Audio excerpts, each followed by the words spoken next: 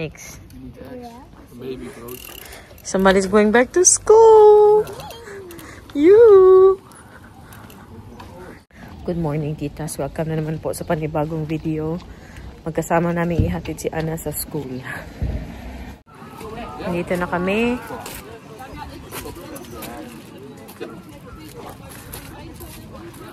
Miss ko ang view na ito. Oh. Galing sa school yung church namin ba.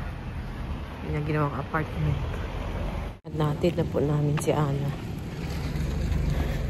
Talagang pinakita niya sa mga klase niya yung bago niyang bag na paborito na may ano ba, may lights. And ngayon may full day ako na maglinis and gumawa ng mga gawaing bahay. So balikan ko na lang po kayo pagka akong supermarket ngayon. A few moments later. Time check, ano na po dito? 4:56. Susunduin ko na si Ana sa daycare. May after school daycare kasi siya. Kukunin ko siya.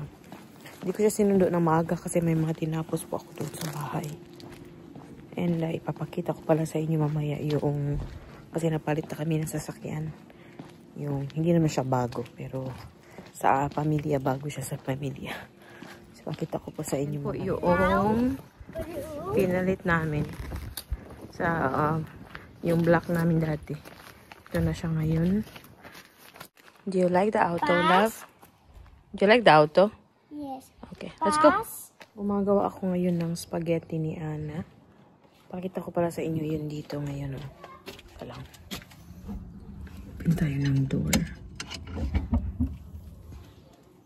Ayan yung ating rosas. Yung lavender ko palabas na din sila. Ito, magpipick si Ana ng strawberries today because last time, like 2 days ago, we also picked some strawberries. But meron pang maraming bunga na pwede nang i-pick. So she has something to do today. And then also here. Umiihi pa siya. So, that's for Ana to pick. Ayan.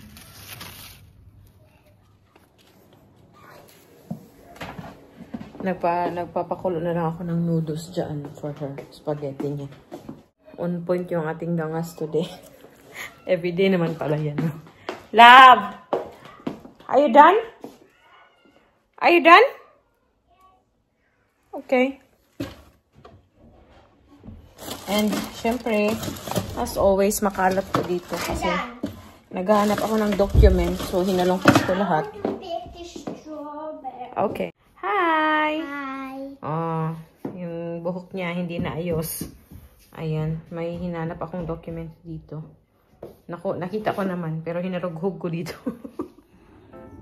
only the red ones, okay? Okay. But why not the green ones? The green ones are not ready yet. They're not sweet. Okay. Yeah. You put strawberry here. Huh? Here, love. Here. Oh, this one too. In fairness, masasarap to. Mas sweet to. Sige, go. Just watch out, okay? That you don't fall. This is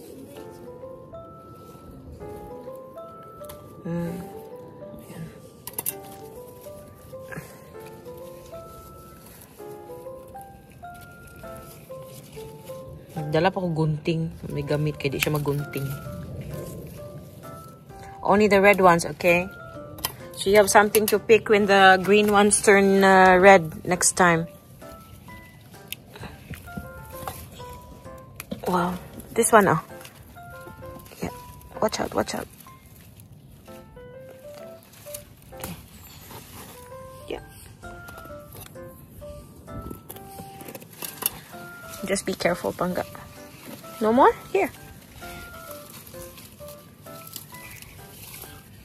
Agoy. Agoy. Gibinat sa iyang. These ones are not ready. Okay. Yeah. Here. This one now. Pangga. No, that's not ready. Is that ready? Oh yeah, there's a big one. I didn't see that. Oh, no. Just pull it out. This. Yeah, just... Yeah, gue magamit ka gunting. Di ka mau gamit o gunting.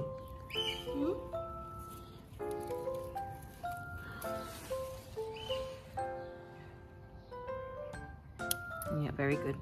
Okay, that's it. Here. Oh, okay. Biraman. Okay, wait. There's more here, oh. Look. There's more. There's a lot more here. Kijk. Here. Oh, Mama, they're so octagon. Yeah. What? Yung mga red lang talagang kunin natin para yung mahinog talaga ng maayos. Mama, is this one down or not? Yeah, you can pick it. Yeah. Wait. Here too. This one. We have to clean. Yes, when these are dirty. Not. Oh. Mama, there. Oh, it's not done yet. Mama, here is stuck. Wait. Stuck. What's stuck? This strawberry here. Knife it out.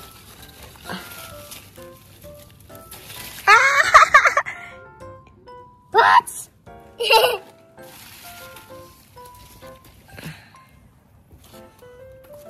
Here. There's a lot more. Dagan na ron, uy.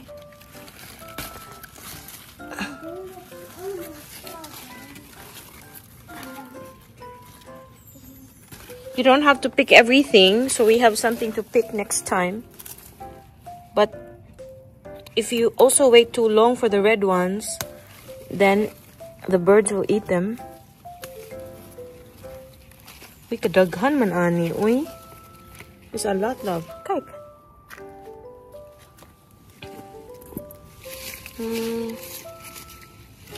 Yeah.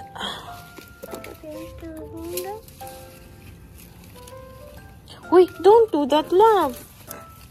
Do it out for the strawberry. I think that's enough, no? Yes.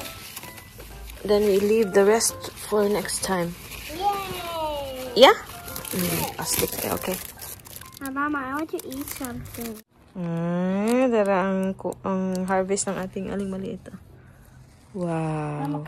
One eternity later. Nandito na si Ruth. May steak ako dito tsaka yung spaghetti. Na Filipino spaghetti. So yung gamit ko. Kumain na rin po si Ana. Kain! Ay, napapagawa sa tatay niya ng sandwich. Ang dami na namin ang dami na harvest namin na strawberry ni Ana. We moeten eerst boter nog erop. Hugasan pa to. Tignan niyo si Ana kinuha yung balikbayan box ko tapos nagtago. Is that your new house? Yes. A box? How did you carry that there, Lana? That's heavy. It's heavy, uy. No. Nee. Really? Naunsa maning bata, uy. Lan.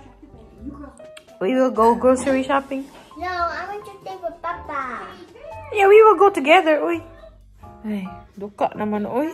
Antok na ako. Kasi nga, ano na ngayon, alas 12 na sa Cebu. Nee.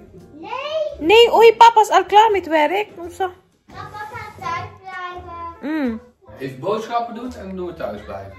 Ik wil eigenlijk alleen met papa thuis blijven en mama. Ja, maar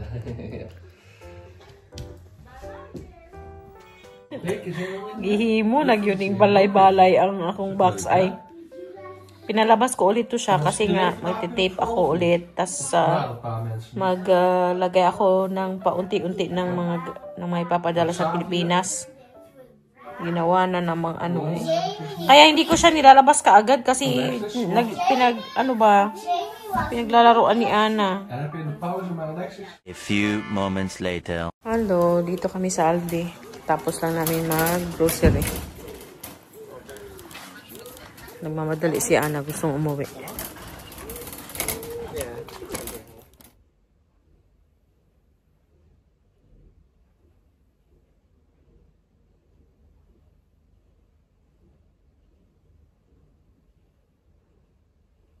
The next day. Hello, hindi ko na po kayo nabalikan. Ibang araw na po ito, no?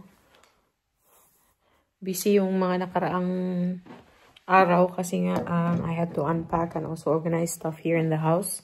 And hindi ako matapos-tapos. Ang dami ko pa pong gagawin. And balik trabaho na po ako bukas. Tapos na ang maliligayang araw. Char lang. So, yun. Nag-text na sa akin yung kasama ko. No, ready ka na ba bumalik sa trabaho? Yung katawan ko ay hindi ready. Kasi alam ko, maninibago na naman yung katawan ko ba? Kasi nga, di ba? Whole day tayong nasa work. So, whole day din ako naglalakad. And whole day hindi naman mabigat yung binubuhat ko. Pero, yeah. Whole day tayong active ba? So, maninibago for sure yung aking katawan. So, para tayong ano nito? Ano man yung Tagalog ng gikulata, oy? Binugbog. Para tayong binugbog. Ako pala. Para akong binugbog niyan. But, carry belts lang. Ganyan talaga ang paggaling sa bakasyon. And also, pag physical yung trabaho. Ganyan talaga. Galing po kami doon sa uncle din sa na po ako, no? Teka lang, yan na tayo ng light. Yan. Galing po kami sa uncle tsaka auntie ni Ruth. Doon kami kumain. And medyo na-late kami ng uwi. Dito mag-aalas 9 na. Too late for Ana. For bed. Sabi ko kay Ruth, uwi na tayo kasi si Ana mapapagod. Pero at least okay na din kasi tomorrow medyo late siyang magigising. Kasi these days, nag-a-adjust pa talaga siya. Alas 5, guys. Nagigising. First, nagising siya na alas 4. The next day, alas 5. The next day, 5:30. The next day, alas 6. So, kahapon, kanina umaga, 6:30 na siya nagising. So, baka bukas, 7 o'clock. 7 o'clock siya magising. Okay lang sa akin na magising ng 7 o'clock. Medyo late na din nga yung gising ko pag ganyan. Pag nasa work kasi ako nung morning shift ako, 5:30 pa lang, gising na po ako. And nagre-ready na. So, ngayon, balik na po ako sa afternoon shift. So, late na po ako makakarating sa bahay. Pagdating ko ng bahay, tulog na naman si Ana. Pero wala na rin kasing ibang schedule sa work. Kasi sa morning, wala na yung team ko sa morning. Nasa afternoon na silang lahat. Dava. So, wala. Hindi ko na makikita si Ana. Hindi na kami maglambing-lambing sa gabi. Pero, the good thing is, mariready ko po siya sa umaga. Ma-fix ko yung buhok niya. I can make sure na yung baon niya okay, yung damit niya okay. Yun din. So, I'll just make the most of it na lang sa umaga. And, balik na po ako sa Wednesdays na, na free. So, happy din ako. Kasi, feeling ko mas nakakapagod pag afternoon shift ako hanggang gabi. Kasi, I already have, kasi gising ako ng same time din ba. Tapos, may mga ginagawa na din in between and then diretso trabaho, no? So, at least may pahinga sa Wednesday. And, syempre, may time ako sa anak ko. Laban lang tayo dito. Laban. Mag-ipon ulit para makauwi ulit ng Pilipinas. Diba?